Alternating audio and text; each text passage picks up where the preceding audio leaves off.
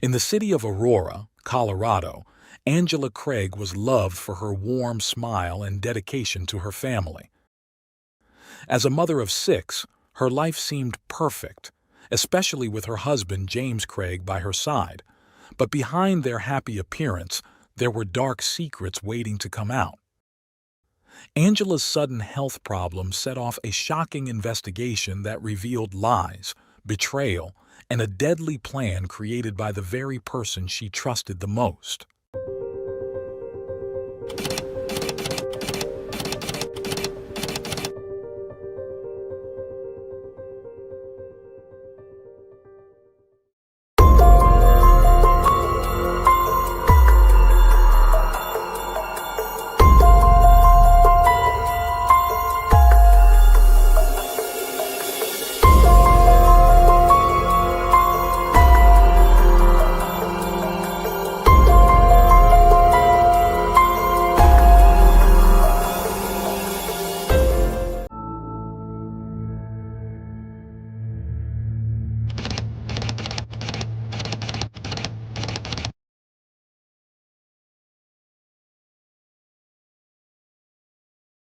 Angela was born on April 15, 1975, in the bustling town of Dodge City, Kansas. She grew up as a beloved member of a large family with 10 children. Known for her wit, intelligence, and her ability to engage in captivating conversations, Angela was always the heart of any gathering. Her love for animals, despite her allergies, was evident throughout her life, and she also had a deep passion for reading and woodworking. As a student of interior design, Angela found beauty in creating and arranging living spaces. However, her most important priority was always her family. She maintained strong relationships with her siblings and was quick to offer a helping hand to friends and even strangers. Angela's passion for genealogy led her to become a family history consultant, where she helped people reconnect with distant relatives. She was also highly active in her church, serving as a choir director, teacher, and youth group leader. On December 18, 1999, Angela married James Craig, a man with dreams of becoming a doctor. In 2006, those dreams became a reality when James earned his doctorate in dental surgery from the University of Missouri, Kansas City. While at the university, James played a key role in establishing the International Dental Program, assisting foreign-born dentists in obtaining their licenses in the United States. By October 2006, James began practicing in Aurora, Colorado, and over the span of 23 years, Angela and James welcomed 6 children into their family. Despite the physical distance, Angela remained close with her siblings, especially her sister Toni, who lived in Utah. The two spoke on the phone daily and made time for many memorable trips together. With James's dental practice and Angela's deep involvement in the local community, the Craig family seemed happy and content.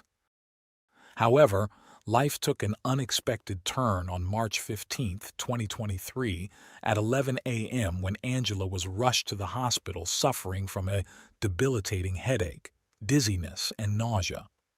James was by her side, providing support during the frightening ordeal. Despite the medical team's efforts, Angela's condition worsened by 2 p.m. when she suffered a severe seizure. Doctors acted quickly, placing her on life support as her concerned family sought answers. This was Angela's 3rd hospital visit in just 10 days, with recurring symptoms of headache, nausea, and dizziness, yet no clear cause had been identified. This time, however, her condition was far more serious, leaving the medical team puzzled. As Angela's condition deteriorated, 2 close friends, Ryan Redfern and his wife, arrived at the hospital.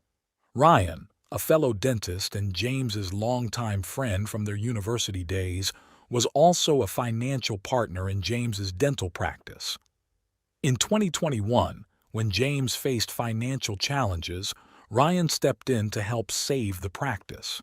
His wife, who held a doctorate in nursing, was aware of Angela's recent health struggles and wanted to offer support. Angela's symptoms had first appeared on March 5, 2023, after returning from a visit to her sister in Utah. Feeling unwell, she sought medical attention on March 6, but the doctors found nothing alarming, prescribing her standard medication and recommending rest. However, Angela's condition worsened, leading to another hospital visit on March 9th, raising concern among her friends. On March 9th, while Angela was hospitalized, Ryan's wife reached out to James, offering her help. James, though appreciative, assured her that they had things under control at the moment. The next day, March 10th, Ryan's wife followed up, checking in to see if there had been any progress in Angela's diagnosis and offering her assistance again. James, grateful for her concern, acknowledged how challenging the situation had been, marking the beginning of a critical chapter in Angela's health journey. James expressed his growing concern as the doctors had conducted numerous tests, including several blood draws. Thankfully, the regular blood tests came back normal, ruling out autoimmune disorders and diabetes. The main issue at the time seemed to be Angela's blood pressure. Over the course of 24 hours, she had been given 5 liters of IV fluids, but her blood pressure remained alarmingly low. Despite the medical interventions, Angela still felt quite unwell. The doctors decided to keep her in the hospital for another night, hoping that she could return home the following day. Over the next few days, Ryan's wife continued to check in on Angela's health, offering unwavering support. James shared that additional tests had been run, including an MRI due to a family history of brain tumors, as well as ultrasounds and CT scans of her head, chest, and abdomen. Surprisingly, all these tests came back normal, and there didn't seem to be any medical explanation for her declining health. Without clear answers, Angela was eventually allowed to go home, but a troubling question remained. If all the medical reports showed Angela was perfectly healthy, why was her condition deteriorating by the day? Unfortunately, on March 15, 2023, Angela's health took a sharp turn for the worse. This time, her symptoms were even more severe. She was struggling with extreme dizziness, nausea, and severe stomach pain. Unable to reach James, who was at his clinic, Angela called her brother for help. He rushed her to the hospital, where she was admitted around 11 a.m. Upon receiving the alarming news, James hurried to be by his wife's side. In the midst of this crisis, James contacted his partner's wife to share the distressing update and even sent her 2 photos of Angela in the hospital room. Surrounded by medical professionals, Angela suffered a stroke and became unresponsive. Deeply concerned, Ryan and his wife decided to visit the hospital. They sent James a message to let him know they were on their way to offer support during this uncertain time. While en route to the hospital, Ryan received a troubling call from Caitlin, a relatively new office manager at the place where James worked. Caitlin had noticed some odd occurrences that raised questions about Angela's health. She shared an incident that took place on March 6, 2023. Caitlin had been working late at the dental office when James unexpectedly showed up, despite not having any patients scheduled. What struck Caitlin as odd was that instead of heading to his own office, James went down the hall to use a computer in one of the exam rooms. This was unusual because James typically used his own computer in his office, and this deviation from his normal routine seemed strange. About 30 minutes after Caitlin left the office, she received a text message from James. In the message, James mentioned that he was expecting a personal package to be delivered to the office and asked Caitlin to ensure it was received. He emphasized that no one else should open it. On March 13, 2023, the package James had mentioned finally arrived. However, when Caitlin went to pick it up, she discovered that a colleague had already opened it. Remembering James's request for confidentiality, Caitlin resealed the package and handed it directly to James. While repackaging it, something unusual caught her eye: a hazardous material label. The label was affixed to a cylindrical container marked with the words potassium cyanide. Caitlin assumed the chemical might have some medical or dental use she wasn't familiar with, so she resealed the box and quickly gave it to James. Later that day, she noticed James leaving the office, clutching the cylindrical container wrapped in brown paper. Her suspicions deepened. Why was James taking potassium cyanide home? Curious, Caitlin turned to Google to investigate the uses of potassium cyanide. That's when she stumbled upon a shocking discovery. The symptoms of potassium cyanide poisoning closely resembled those Angela had been experiencing. As Angela's condition worsened, with symptoms like nausea, vomiting, and low blood pressure, Ryan arrived at the hospital, still in shock from what Caitlin had told him. He met up with his wife, and together they went to see Angela, who was now on life support. Without wasting any time, Ryan approached one of the nurses on duty, sharing his suspicion that Angela might have been poisoned by James with potassium cyanide. Though taken aback by the unexpected information, the nurse took the claim seriously and agreed to conduct a new round of tests on Angela. Aware of the gravity of the situation, the nurse also dialed 911 to alert the authorities. Meanwhile, James stepped outside to take a phone call, giving Ryan and his wife an opportunity to leave the hospital. However, their departure was interrupted by a frantic call from James, demanding to know why they had left and informing them that the hospital staff suspected he had poisoned his wife. Ryan didn't hold back. He was upfront with James, confronting him about the mysterious package delivered to the dental office and the unsettling contents. He directly asked James why he had ordered potassium cyanide.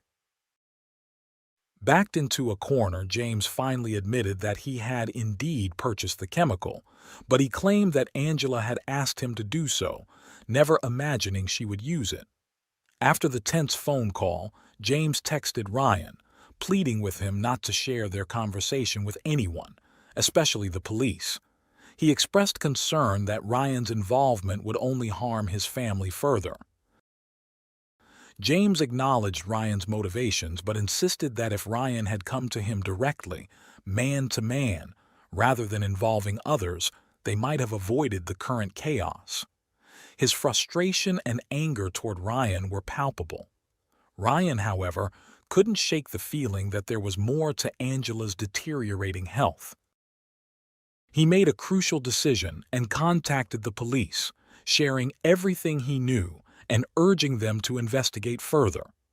Later that night, well past midnight, the police arrived at the hospital to discuss Angela's dire condition. She remained on life support, with no brain activity. The next day, on March 16, 2023, investigators visited Caitlin, the office manager. That's when the truth began to unravel. Caitlin revealed that on the morning of March 6, 2023, before Angela's first hospital visit, James had prepared a pre-workout protein shake for her. He proudly mentioned it at the office, portraying himself as a caring husband. However, things took a sinister turn when Angela suddenly became dizzy, and from that moment on, her health rapidly declined. Caitlin didn't hold back, also discussing the suspicious package and her concerns about the potassium cyanide. She explained how this lethal chemical could produce the same symptoms Angela had been experiencing, and in some cases could be fatal. Ryan, who had joined the conversation at the dental clinic, added more to the story, shattering the image of the seemingly happy Craig family. He disclosed that in 2021, When James was facing financial troubles and the threat of bankruptcy, he had confided in Ryan about his marital problems. Shockingly, at that time, James had been contemplating divorce. Even more heartbreaking was James's later admission that Angela had contemplated ending her life in 2022 through an overdose, but James had intervened to save her. According to Ryan, James claimed that Angela's self-harming tendencies became more pronounced when he asked for a divorce in December 2022. Despite these serious issues, James never reported any of Angela's behavior to the authorities or sought professional help for her mental health. This pattern of secrecy and neglect raised serious questions about recent events. To get a clearer picture of Angela's mental state, the police interviewed the couple's 6 children. Surprisingly, they painted a different picture, describing their mother as happy and full of energy, with no signs of the troubling behavior James had mentioned. This contradiction only deepened the mystery and suggested that James might have been fabricating a story to explain Angela's worsening health. As suspicion mounted against James, the police launched a full investigation. They obtained search warrants for both the Craig residence and James's dental office. They also began reviewing James's phone records and text conversations with Angela, dating back to March 6, 2023, the day she first reported feeling unwell. The text messages from that day revealed a disturbing exchange. Angela expressed her appreciation for a coffee James had made for her, showing affection and optimism for the day. However, soon after, she mentioned feeling dizzy and off, prompting James to suggest she check her blood pressure. The conversation took a troubling turn when James referenced heavy medications and acknowledged his past concerns, hinting at a possible trigger for Angela. He voiced concern about her symptoms, comparing them to those of a stroke, and asked about any weakness she might have been experiencing. This unsettling exchange, combined with the other evidence, left investigators with more questions than answers.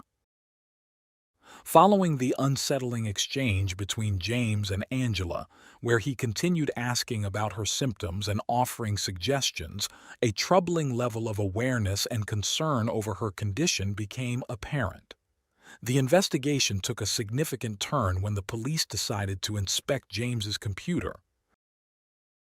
They uncovered 2 email accounts linked to him, along with a disturbing search history related to Angela's declining health, raising more suspicions about his involvement.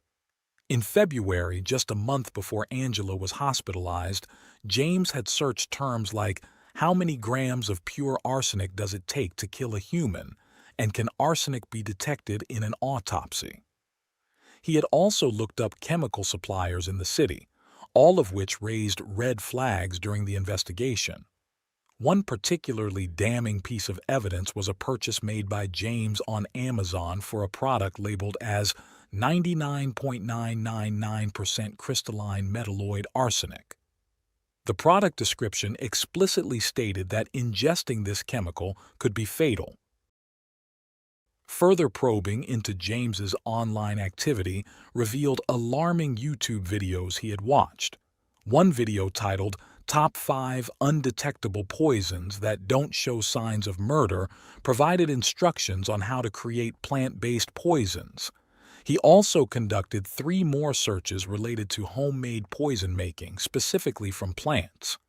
As if that weren't disturbing enough, the investigators found another video detailing the effects of cyanide and arsenic poisoning, highlighting how difficult it is for doctors to detect these substances. The most incriminating piece of evidence came in the form of an order James placed for potassium cyanide. At this point, the puzzle pieces were coming together. It was becoming clear that James had been poisoning Angela all along. But why would someone poison his wife and the mother of his children? Was it related to his desire for a divorce? As investigators dug deeper, they interviewed friends and family members. Angela's sister provided critical insight. She revealed that only those closest to Angela knew the truth about her marriage with James, which was far from the loving facade they presented to the world.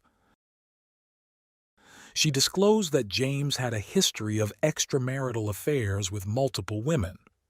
Even more shocking, James had confessed to Angela about his addiction to inappropriate online material since his teenage years. One particularly disturbing incident from 5 or 6 years earlier caught the attention of the police. The woman recalled Angela telling her that she feared James had deliberately drugged her. Angela suspected that James had drugged her in order to prevent her from intervening in his activities, shedding light on some of the strange text messages between the couple. However, police remained skeptical of James's explanation about drugging Angela, finding it unreasonable that he would resort to such extreme measures. She also shared that Angela had longed to escape her marriage, a sentiment she had expressed repeatedly over the past 16 years. Yet, every time Angela gathered the courage to leave, James would skillfully manipulate her into staying. Their marital issues extended beyond their personal relationship and into James's struggling dental practice. Further complicating the situation, James had tried his luck gambling in Las Vegas, losing over $2,000 despite being in $2 million of debt. To the police, it became clear that beneath the surface of their seemingly perfect marriage, the Craig household was rife with turmoil. The investigation uncovered even more damning evidence when they found emails detailing round-trip flights from 2 separate occasions. These tickets were reserved for Karen, an orthodontist based in Texas. The emails between Karen and James were far from professional. Their tone was intimate. Karen had filed for divorce in 2022 and had been in a relationship with James, something Angela knew nothing about. Digging deeper, investigators found that these flights were purchased on the same day arsenic was delivered to James's home. This suggested a calculated plan for James to be with Karen on March 16th. One of Karen's emails to James with the subject line, "See you soon," expressed her regret over the events happening in James's life that week. She apologized for not being a part of his world and for keeping her distance. As police gathered more evidence against James, hospital staff fought to save Angela. Tragically, on March 18th at 4:29 p.m., Angela was declared brain dead. She passed away without ever knowing the truth about what her husband had been plotting. Just hours after Angela was removed from life support, James was officially charged with first-degree premeditated murder. He didn't have much time to reflect on the charges because, on March 19th, he was arrested. A few days later, James found himself in a Colorado courtroom for his initial appearance. As the charges against him were read aloud, a mix of friends, family, and even some of James and Angela's children watched in shock.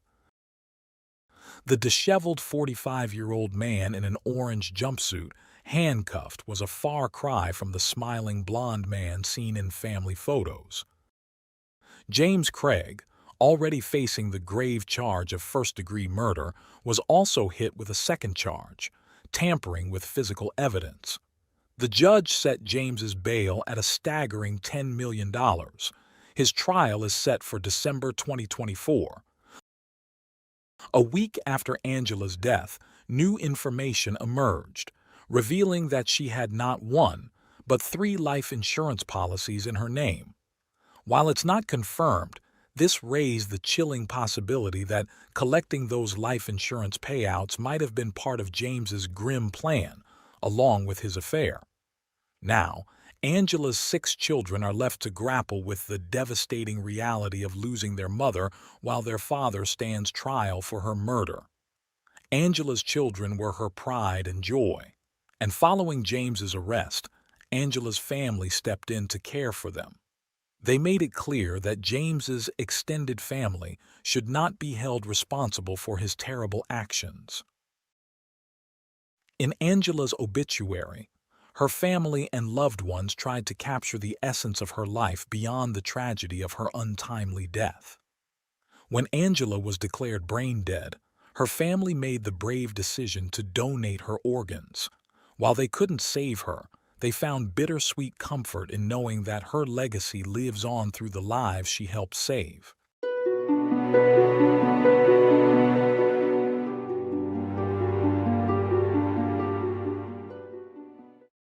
Thanks for tuning in to Unreal True Crime. If you're intrigued by mysteries from around the world, check out our new channel, Latin Crimes, where we dive into the gripping true crime stories of Latin America. Don't miss out. Subscribe now for more thrilling investigations.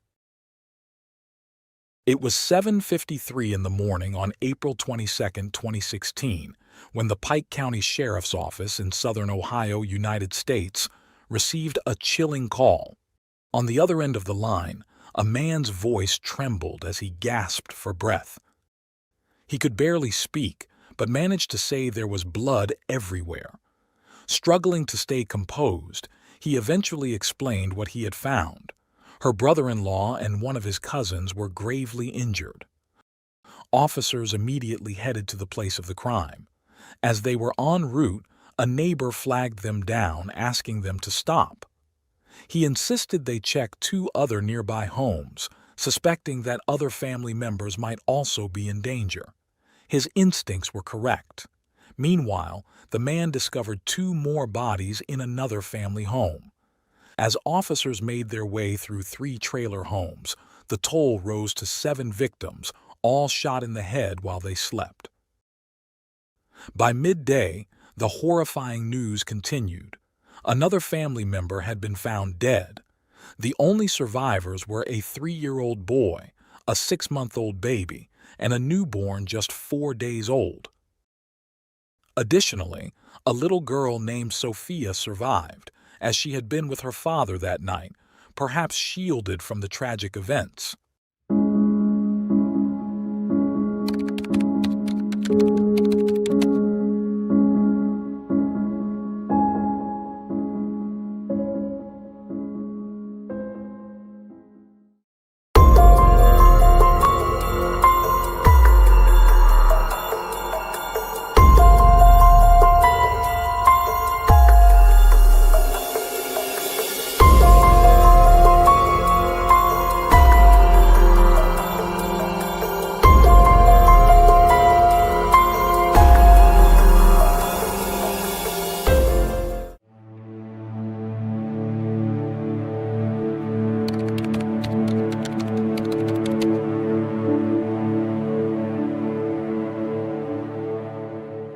The Roden family, a large and close-knit clan from Ohio, lived in the rural area of Pike County.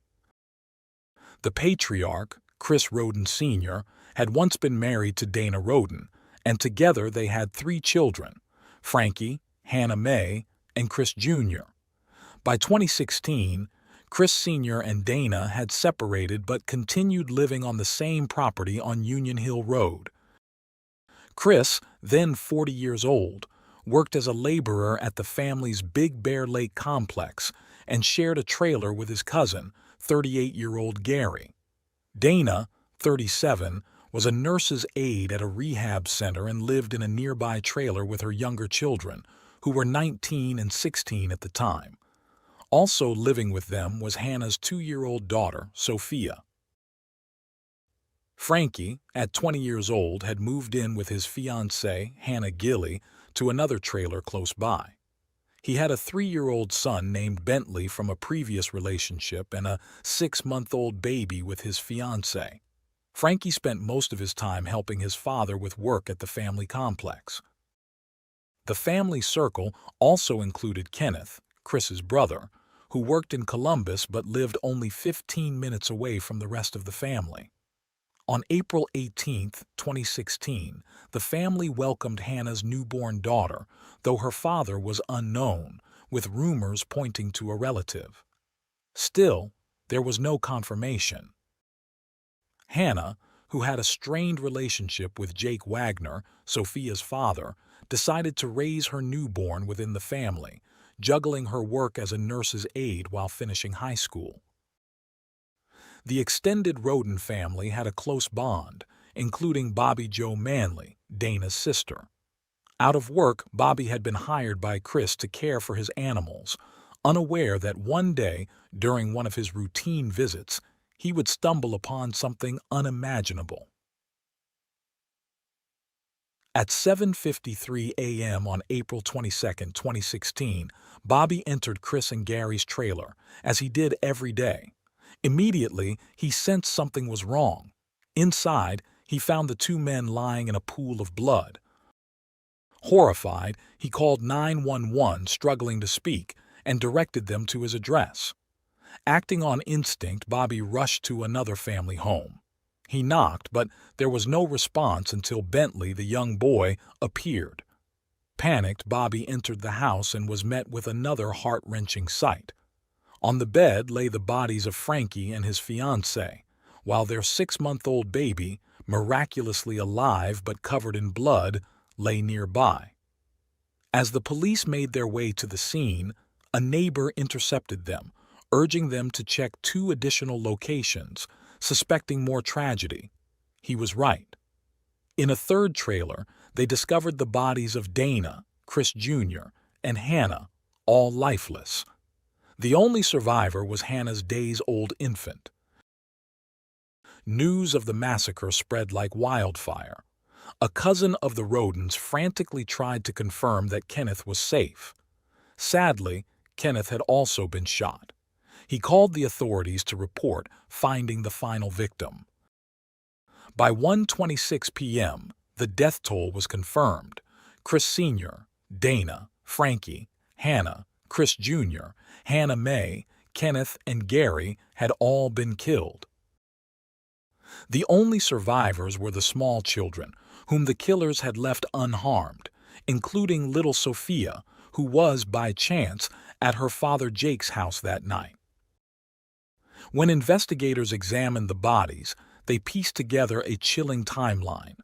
Chris Sr. had a defensive wound on his right arm, indicating that he was awake when the assailants entered. He had fought back but was gunned down by 9 bullets. Gary was shot 5 times. Dana had 5 wounds to her head and neck, with some shots fired even after she was already dead, showing the killer's brutality. Chris Jr. had been shot 4 times in the head while sleeping, just like Frankie. Hannah and Hannah Gilley were also executed with 2 shots each to the head. Kenneth, on the other hand, was killed with a single shot.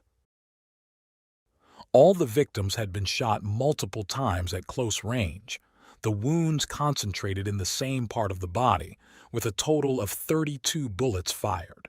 The killers had clearly used silencers, as no neighbors heard any gunshots. Moreover, all the victims had their hands covered with plastic bags, and some bore further marks of brutality. One of the bodies showed evidence of 9 severe injuries. It became clear that this was a meticulously planned crime, meant to eliminate the entire family. At the crime scenes, investigators found 5 different types of shell casings, proving there was more than one shooter involved. Blood from the victims was everywhere, but no DNA from the killers was found. When detectives checked security cameras at the homes, they discovered they had been disconnected, with no traces of the attacker's DNA left behind. It was evident that whoever planned this crime did so with great care. Just as the case seemed to hit a dead end, investigators uncovered a new lead. In 3 of the 4 homes, they found marijuana grow operations, with one location containing over 200 plants. Quickly, they theorized that the Rodens may have been involved in drug trafficking, something not uncommon in Ohio. Perhaps the motive for the murders was a drug-related dispute. However, despite investigating potential connections to cartels or drug dealers, they found no conclusive evidence. Authorities considered the possibility of a family dispute over money, possibly linked to drug sales, but this line of investigation led nowhere. They also found cockfighting cages in one of the 4 trailers, but illegal cockfights didn't seem to be the motive for the killings. Investigators were about to leave, frustrated with the lack of evidence when a key piece of testimony emerged. Dana's father told detectives that the killers had to be known to the family, as the dogs hadn't attacked them. This, combined with the fact that there were no signs of forced entry at any of the homes, narrowed the investigation's scope. The police declared that the murders were cold-blooded and that the killers were still at large and armed. They urged the remaining Rhoden family members to seek safety. 30 investigators fanned out across the state, combing every road and home, and questioning anyone connected to the family in hopes of uncovering clues. Panic spread throughout Pike County, and a local businessman named Jeff Robbie offered a $25,000 reward for information leading to the killers. Neighbors hung a sign on Christopher's barn door reading, "Do you know who killed us on April 22, 2016? By January 2017, the investigation yielded its first results, though indirectly. A Rhoden cousin was arrested for drug trafficking. However, the authorities had already determined that the amount of marijuana found at the crime scenes was not enough to suggest a cartel was involved. Months passed with little progress, despite over 550 interviews, 1,100 tips, and the analysis of 700 pieces of evidence. On April 13, 2017, authorities delivered a grim update, admitting that they still didn't have enough evidence to make any arrests. Nevertheless, the prosecutor assured the public that there were leads they couldn't yet disclose. A year after the massacre, a memorial service was held, attended by various officials. The Pike County killings remained a topic of conversation, but 2 years after the tragedy, only the local community seemed to care. The media, the sheriff's office, and the prosecutor were noticeably absent from the second memorial service. It seemed that the largest criminal investigation in the county's history was fading into obscurity, until June, when a major break in the case occurred.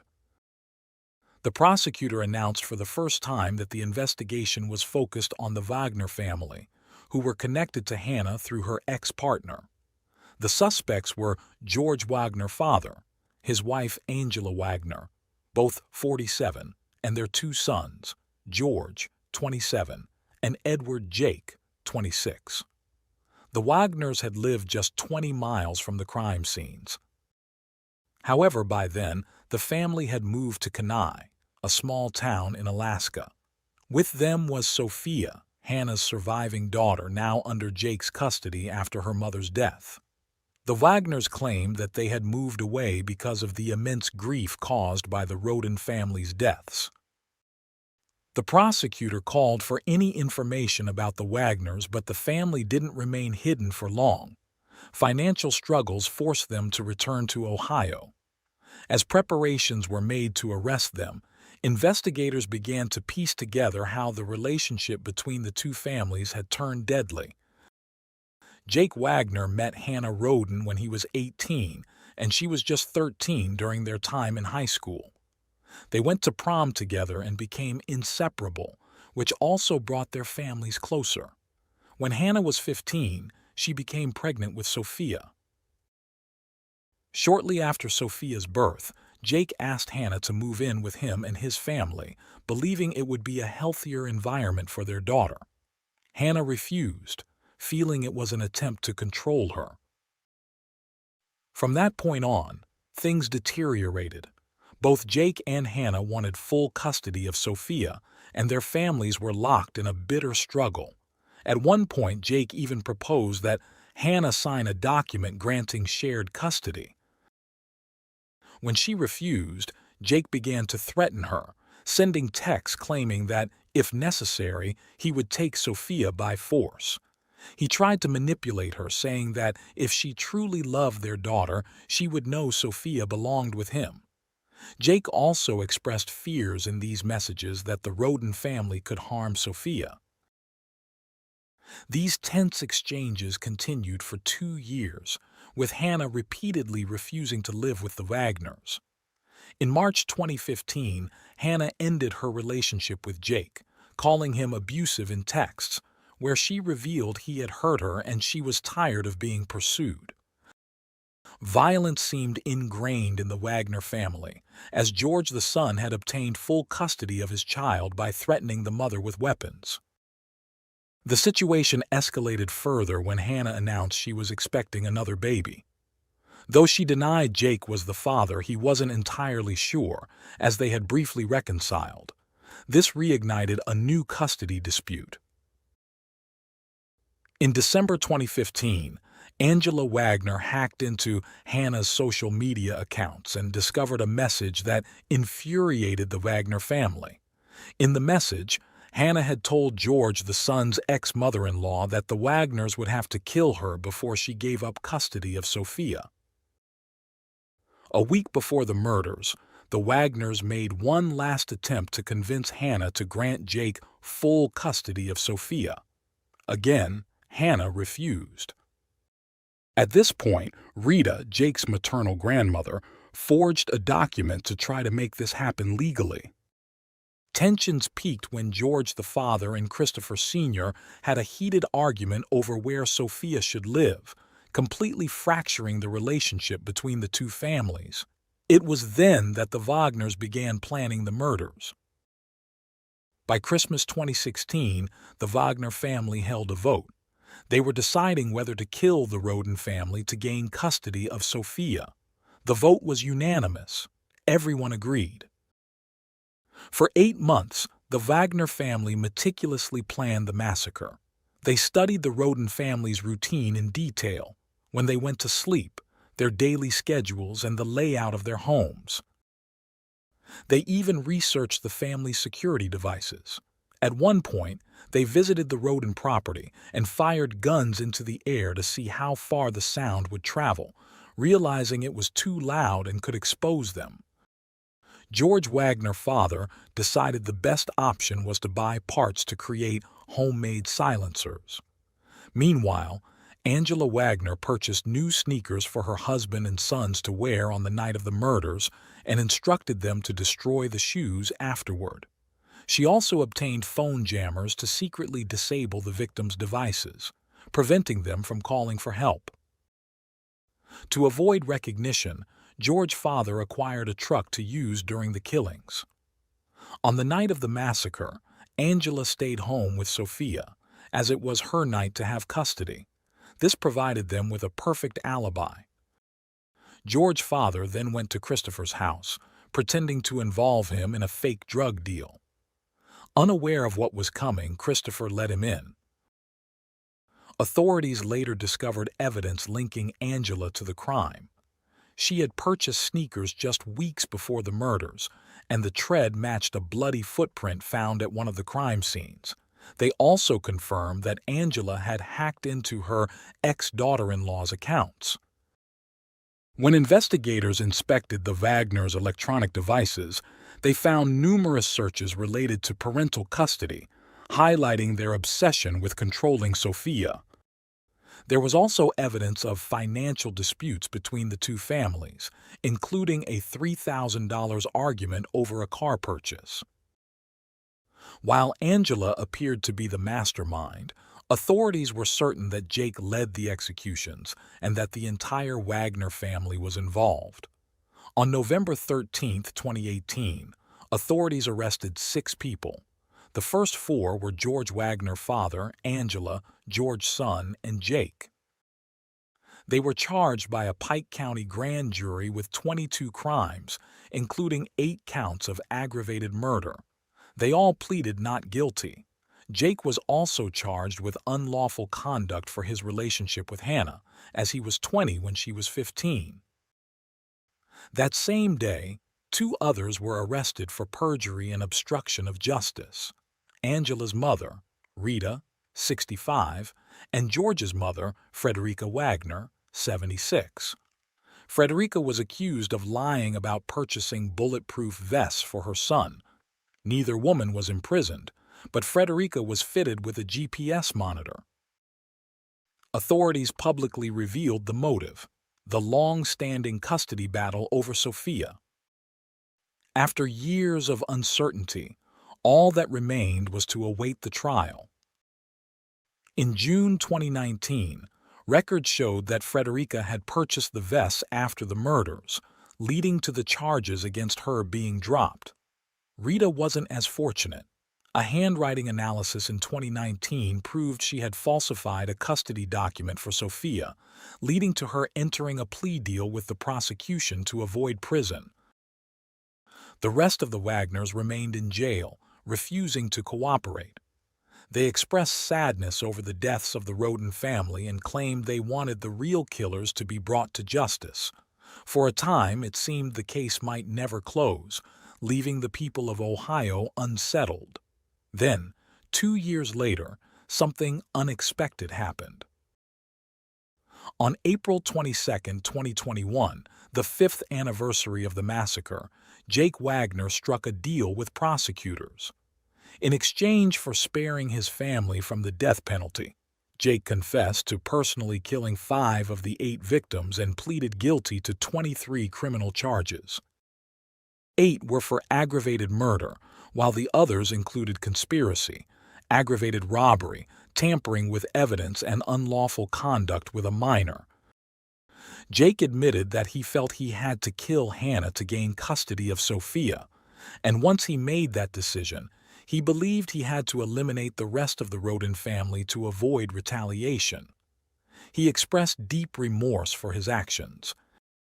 Jake was sentenced to 8 consecutive life terms without the possibility of parole.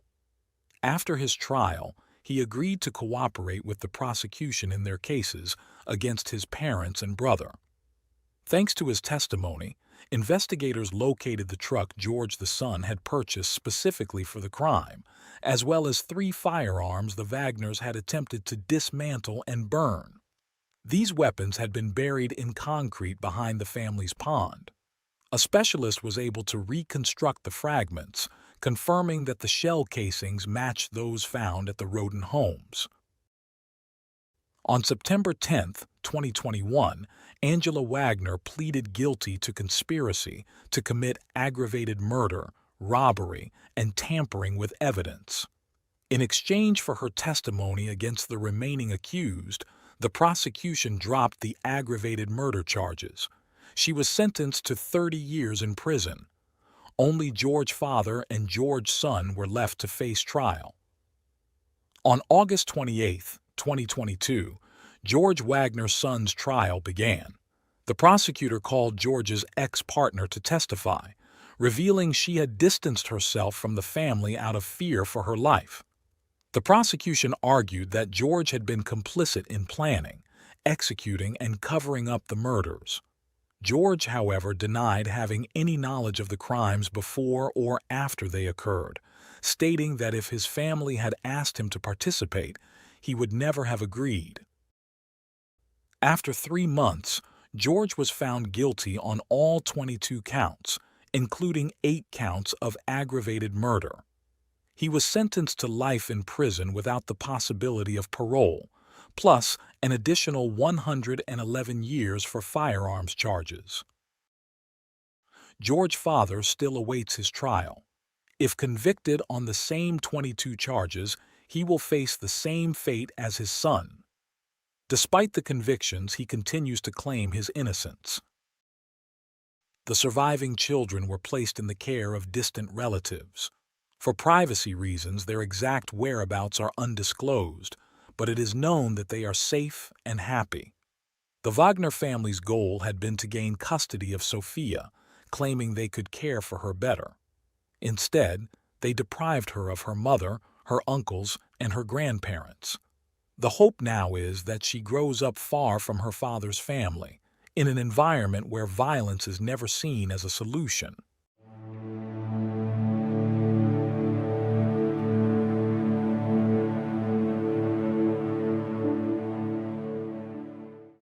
Thanks for tuning in to Unreal True Crime. If you're intrigued by mysteries from around the world, check out our new channel, Latin Crimes, where we dive into the gripping true crime stories of Latin America. Don't miss out. Subscribe now for more thrilling investigations. On a quiet April night in the small town of Michigan, an eerie stillness filled the air. A lone gas station, its lights casting unsettling shadows, became the backdrop for an unexplainable disappearance. Inside, everything seemed untouched. The cash still in the register, a coat hanging in the back room, and just a single drop of blood near the door. Yet, the employee who had been there only moments before had vanished without a trace. As the investigation unfolded, it became evident that this wasn't just a simple missing person case, but the beginning of a dark and twisted story that would haunt the community for years to come.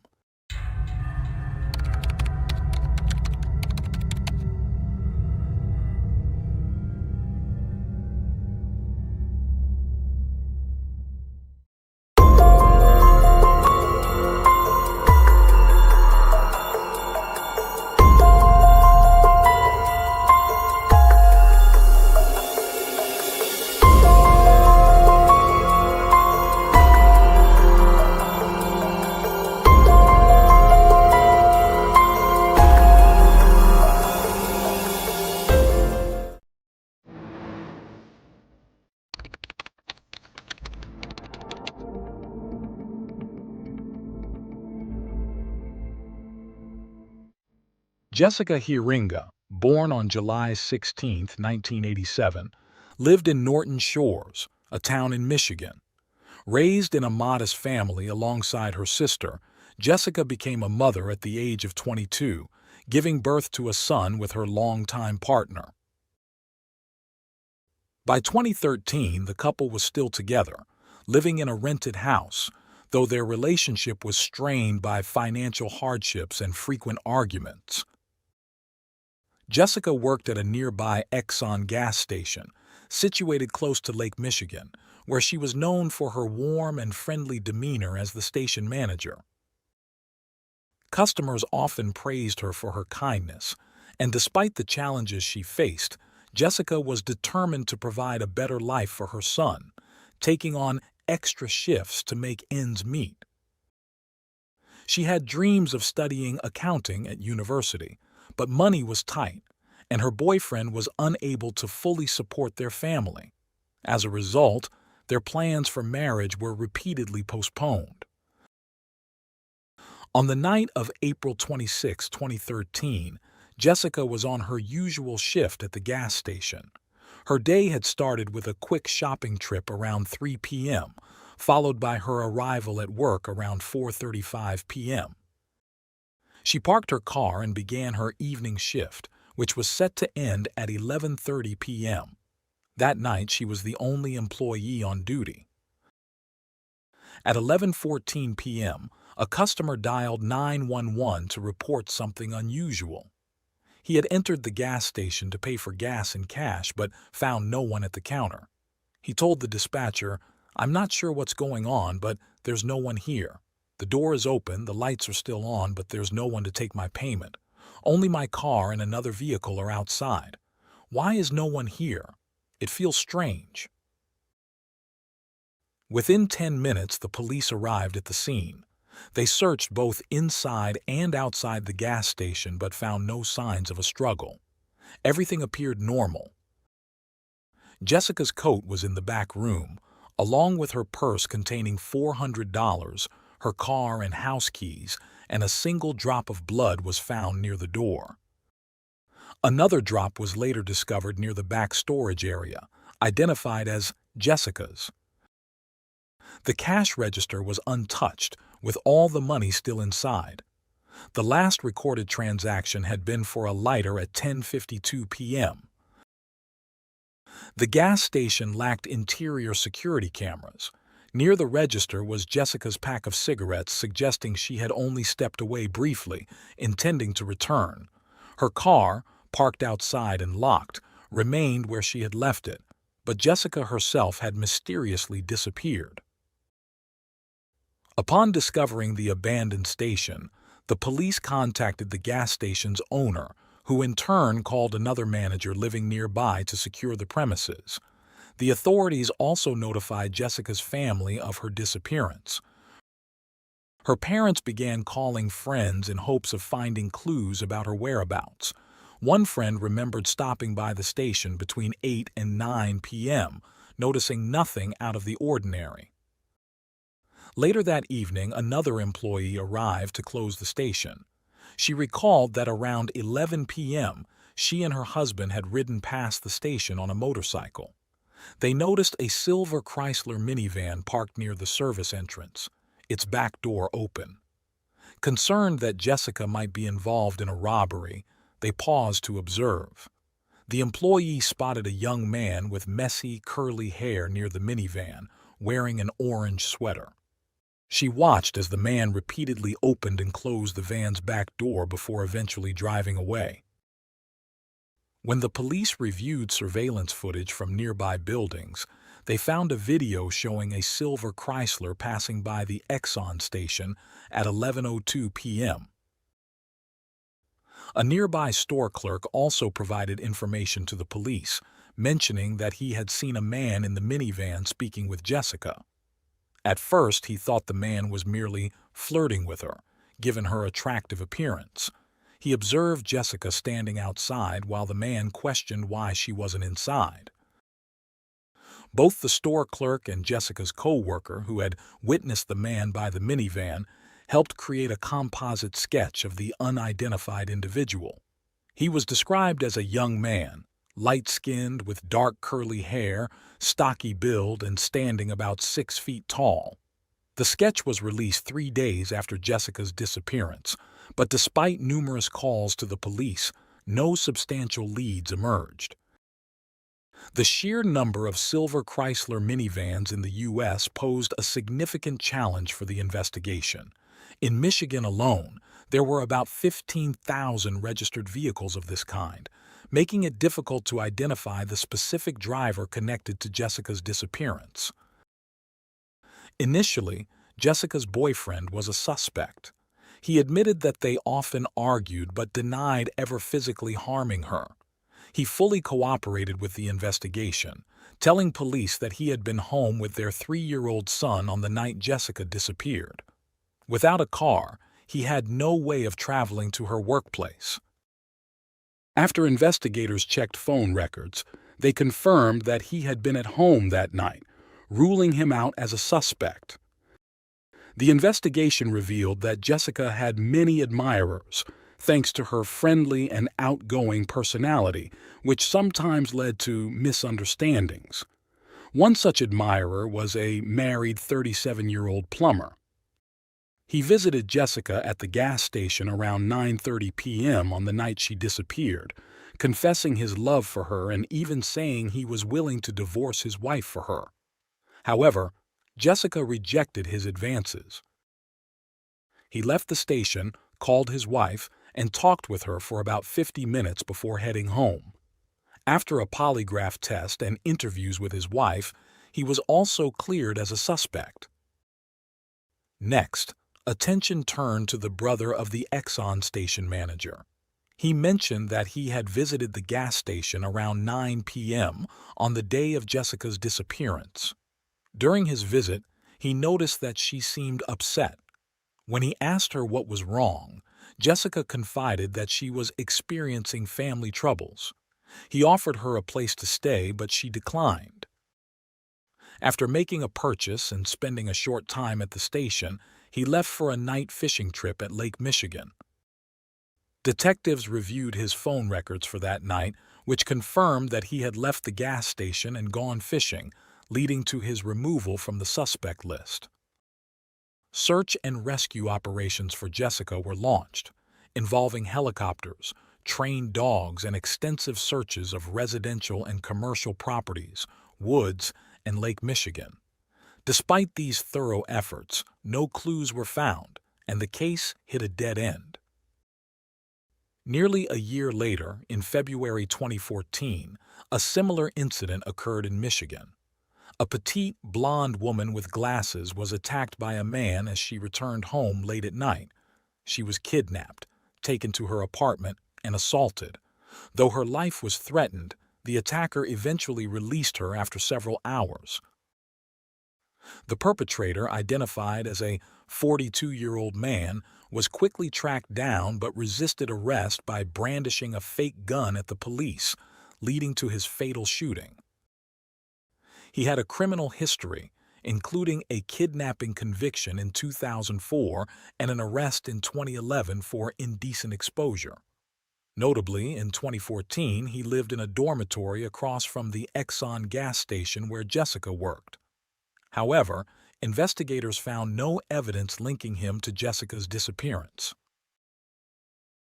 2 years later, in 2016, another incident involving a young woman unfolded. After leaving a friend's party, she became disoriented on a dark street. A man in a silver minivan approached, asking if she was okay and offering her a ride, which she declined. However, when she asked to use his phone, he agreed, but only if she got into the van. Once inside, the man locked the doors, revealed that his phone was dead, and brandished a weapon, ordering her to stay quiet. He began driving, but the woman, feeling nauseous, asked him to roll down the window. Seizing the opportunity, she jumped out of the moving vehicle through the open window and fled to a nearby house. The man sped away. The woman immediately contacted the police and provided a description of her kidnapper. Using surveillance footage, the police traced the license plate of the silver Chrysler minivan and identified the driver as 46-year-old Jeffrey Willis. Willis, a factory worker, lived a quiet and modest life with no prior legal issues. When police located him, they searched his minivan and found a semi-automatic pistol. The weapon was traced to one of Willis's co-workers, who had reported the firearm missing along with its laser sight.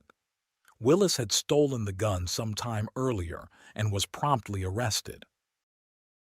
A search of his home revealed a box filled with various BDSM items, including handcuffs, chains, ropes, gags, a vibrator, a video camera, and a bullet that matched the pistol. The box also contained insulin syringes filled with an unidentified liquid, sedatives, Viagra, lubricant, disposable gloves, and a diagram of the female anatomy with injection sites marked. On Willis's computer, authorities found disturbing videos showing staged kidnappings with young women as victims. A hidden hard drive in a ventilation duct contained footage he had secretly recorded of his neighbors swimming, unaware they were being filmed. A folder on the computer labeled Victims contained 2 subfolders, one named after Jessica Hiringa and another for a woman named Rebecca Blech, who had been murdered. Rebecca, a 36-year-old woman, had been tragically killed on June 29, 2014, roughly a year after Jessica's disappearance, in an area just 20 minutes from the Exxon station where Jessica had worked. Rebecca had gone for an evening run but never returned home.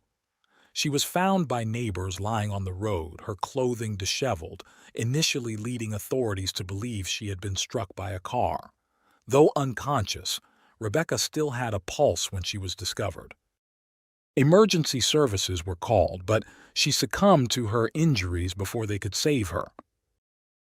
The autopsy report revealed that Rebecca died from 3 gunshot wounds to her back and head, along with multiple bruises on her wrists and legs. At the time of her death, her killer remained at large.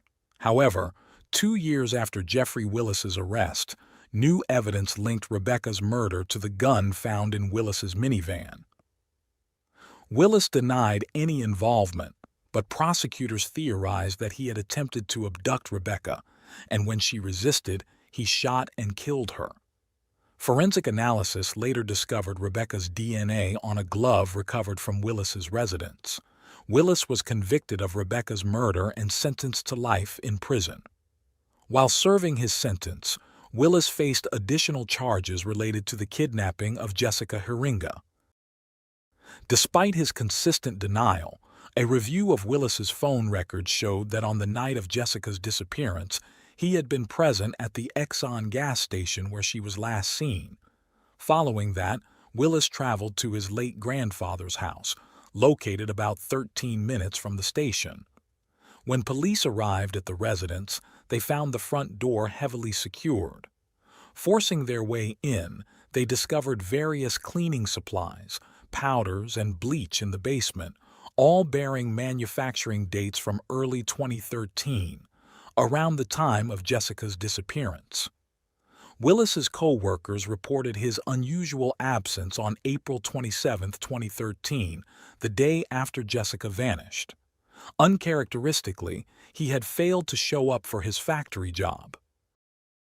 When Willis returned to work a few days later, he had deep, noticeable scratches on his face and hands, raising suspicions among those who knew him. A woman who had visited the gas station on April 25th, the day before Jessica disappeared, contacted the police. She mentioned arriving at the station late at night and expressing her concern for Jessica's safety, being there alone so late. Jessica acknowledged her worry with a nod, appearing anxious and somewhat frightened. At that moment, an unknown man inside the station remarked to the visitor, "Don't worry, she's got customers looking out for her." Shortly after, the man left.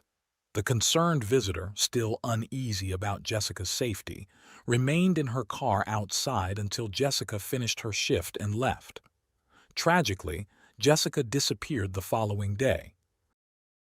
In 2016, the witness positively identified Jeffrey Willis, recalling that she had seen him at the gas station. Investigators found that Willis had frequented the Exxon station, interacting with Jessica on at least 15 occasions. Simultaneously, Willis's cousin, Kevin Bloom, a 48-year-old prison guard, was detained after making inconsistent statements during questioning. His contradictions eventually led to a confession. Kevin revealed details about Rebecca's murder that had not been made public and admitted to helping Willis conceal Jessica's body. Kevin described how, on April 27th, the day after Jessica's abduction, Willis had invited him to a party at his late grandfather's house. Upon arriving, Kevin Bloom saw Jessica for the first time, lying unconscious on the floor, bound and gagged. The cousins wrapped her body in a sheet, transported it in a car to a wooded area where Willis had already dug a grave, and buried her. They then returned home. When Kevin led police to the forest to identify the burial site of Jessica, he spent considerable time wandering the area. Despite his efforts, he couldn't pinpoint the exact location of her grave. Even though Jessica's body was never found, alive or dead, Willis's trial proceeded. The prosecution presented substantial evidence to charge Willis with her kidnapping and murder, relying on the theory that Willis had been stalking Jessica for some time. On the night of April 26, 2013, he allegedly parked his vehicle near the service entrance of the gas station, entered the premises, and struck Jessica on the head with his gun. During the assault, the gun's laser sight cover fell off, and Jess's blood was left on the floor. Willis then dragged Jessica out through the service exit, placed her in the back seat of his car, and transported her to his late grandfather's house, where the most horrific acts took place. A forensic analysis of Willis's computers revealed that he had saved photos and news articles about the search for Jessica, tracking the progress of the investigation. Investigators also discovered that Willis had used a computer password consisting of Jessica's initials and the date April 27, 2013, believed to be the actual day of her death. Willis maintained his innocence, insisting he was at home on the night of Jessica's abduction. His defense team argued that the prosecution lacked direct evidence linking him to the crime, noting that no DNA belonging to Jessica was found in Willis's home or vehicle. As part of their strategy, Willis's defense pointed out that Jessica had developed a severe substance abuse problem before her disappearance, suggesting that her abduction could have been related to illegal drug activity. Despite these claims, Jeffrey Willis was convicted of the murder of Jessica Heringa and sentenced to life without the possibility of parole. Throughout the trial, he showed no remorse or empathy. Kevin Bloom was found guilty of assisting in the disposal of Jessica's body. He was sentenced to 2 years in prison and 5 years of probation, and his employment within the prison system was terminated. A few years after his conviction, Willis became a suspect in another cold case. On October 17, 1996, in Fruitport, Michigan, Angela Marie Thornburg, a young woman, was found murdered, and her killer was never caught. Willis, who graduated from the same high school as Angela in 1988, was linked to her 1996 murder. At the time, Willis, then 28, was working as a janitor at his former school. Concerns arose when the school's principal noticed how much time Willis spent in the computer lab. Although the results of this investigation were never disclosed, Willis was immediately asked to resign from his position. As the investigation into Angela's murder continues, many details remain shrouded in secrecy. More than a decade after Jessica's disappearance, her remains have yet to be discovered. Following this tragedy, a custody battle ensued over Jessica's son between her sister and Jessica's partner. Ultimately, the child is being raised by Jessica's biological family. Additionally, Jessica's parents played a key role in advocating for legislative changes, which resulted in the passage of a law requiring night shift gas stations to install surveillance cameras to prevent similar incidents from happening in the future.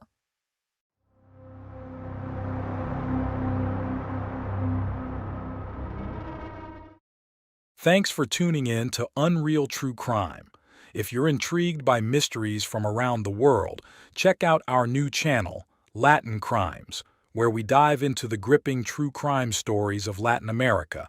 Don't miss out. Subscribe now for more thrilling investigations.